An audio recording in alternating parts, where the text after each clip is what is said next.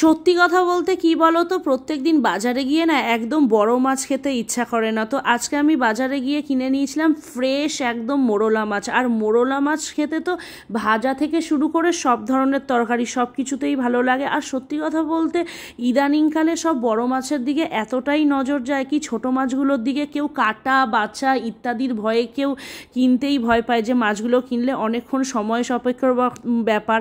আর সময় সাপেক্ষ যেই জিনিসটার ওপরেই লাগে সেইটাই কিন্তু সবসময় ভালো হয়। কেন কি সময় সেই জিনিসটার ওপরেই লাগে যেটা খুব মানে ভালো জিনিস বা ভালো একটা ফল পাওয়া যায় অ্যাটলাস। তো মোরলা মাছগুলো ভালো করে কেটে বেছে ধুয়ে নুন হলুদ মাখিয়ে দেখো কড়াইয়ে কিন্তু গরম তেলে একদম ছাকা তেলে একদম লাল লাল করে ভেজে নিয়েছি। আর হ্যাঁ, মোরলা মাছ ভাজার ট্রিক্সটা আমি তোমাদের এটাই দেবো, যখন রান্না করবে কড়াইটা খুব ভালো করে ধুয়ে পরিষ্কার করে রাখবে আর তেলটা অনেকটা হিট করবে।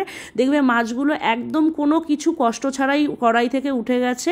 আর কালো জিরে ফোড়ন দেওয়ার পর কিন্তু আলু ভাজার থেকে একটু মোটা মোটা করে কেটে রাখা আলুগুলোকে লাল লাল করে ভেজে নেবে। আর তারপরে সবজির মধ্যে যা যা সবজি তোমাদের পছন্দ সেগুলোই দিতে পারো।